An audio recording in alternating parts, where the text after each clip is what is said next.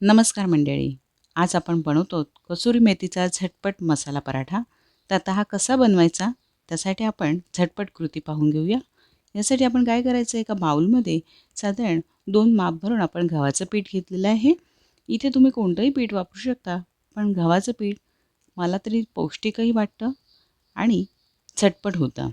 आता यामध्ये आपण चवीपुरतं मीठ, पाव चमचा हळद, अर्धा चमचा लाल तिखट घालून घेतलेलं आहे. सोबत आपण 1 चमचाभर धनाजिरा पूड घातलेली आहे आणि आपण पाव चमचा यामध्ये गरम मसाला घालून घेतलेला आहे. आता यामध्ये आपण साधारण अर्धा चमचा ओवा घालून घेतलेला आहे आणि आता 2 मोठे चमचे आपण कसुरी मेथी पावडर यामध्ये घालून घेतो. तर इथे तुम्हाला हवं असेल तर तुम्ही कसुरी मेथी वापरू शकता किंवा आपली ओली मेथी असते ती थोडीशी आपण रोस्ट करून यामध्ये घालू शकतो. छान आपल्याला व्यवस्थित ढवळून घ्यायचं आहे. आता थोडं पाणी घालून आपल्याला पीठ व्यवस्थित मळून घ्यायचं आहे. इथे पीठ थोडं पहिलं कोरडं मळून घ्या आणि नंतर थोडंसं आपल्याला त्याला पातळ करून घ्यायचं आहे. जास्त असं चिकट पीठ नाही मळायचं आहे, थोडंसं असं कोरडंच ठेवायचं. तुम्ही पाहू शकता अशा पद्धतीमध्ये कोरडं पीठ मळून झालं की थोडं तेल घालायचं आहे. तेलाने आपला गोळा व्यवस्थित पुन्हा मळून घ्यायचं आहे आणि छान आता आपल्याला त्याला दाबून व्यवस्थित असं पीठ नरम करून घ्यायचं आहे.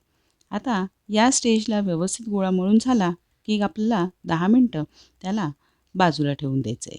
इथे माझा पिठाचा गोळा छान तयार झालेला आहे. बघा व्यवस्थित असं नरम झालेलं आहे. 10 मिनटं त्याला बाजूला ठेवून दिलेलं आहे. आता 10 मिनिटानंतर आपण त्याचे गोळे व्यवस्थित चपातीसारखे लाटून घ्यायचे आहेत. आता पराठा जरी असला तरी आपण त्याला तेलामध्ये तळणार नाही आहोत किंवा तुपामध्ये घोळणार नाही आहोत जास्त. आपण बेताचं आणि पौष्टिकच अन्न इथे दाखवतो. तर यामध्ये आता आपल्याला पराठा छान लाटून घ्यायचा आहे. साधारण आपल्याला पातळ असा लाटून घ्यायचा आहे. जास्त जाड ठेवायचा नाही आहे. व्यवस्थित भाजला गेला पाहिजे. आता अशा प्रकारे आपला पराठा बनवून झालेला आहे. व्यवस्थित पातळ छान आपला मस्त असा या पद्धतीमध्ये आणि छान आता तो पराठा मस्त गरम तव्यावरती घालून घ्यायचा आहे. सर्व बाजूने खरपूस भाजून घ्यायचं आहे. जास्त आपल्याला त्याला जळवायचं नाही आहे किंवा त्याला अगदीच खूप असा म्हणजे तेलामध्ये परतवून नाही घ्यायचं आहे. व्यवस्थित एका बाजूने व्यवस्थित भाजून झाला की दुसऱ्या बाजूने त्याला तूप लावून सर्व बाजूने छान असं त्याला भाजून घ्यायचं आहे. कुठे कोरडं पीठ वगैरे असेल तिथे तुपाचा आवर्जून वापर करा. मंद गॅसवरती व्यवस्थित पराठा सर्व बाजूने भाजून घ्यायचा आहे.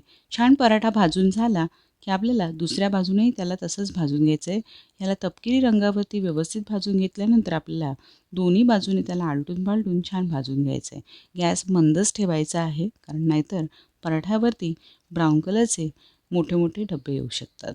आता छान असं दोन्ही साईडने मी तूप लावून घेतलेलं आहे. अशा प्रकारे आपली आतमधली कसुरी मेथी तिचा कुठला कडवट स्वाद येऊ नये म्हणून सर्व बाजूने त्याला प्रेस करून आपण व्यवस्थित शिजवून घ्यायचं आहे.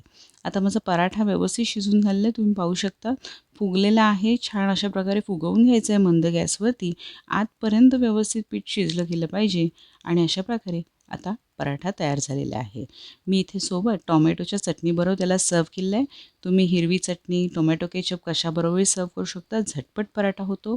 नक्की ट्राय करा ही रेसिपी. चॅनलला सबस्क्राईब करायला विसरू नका. धन्यवाद.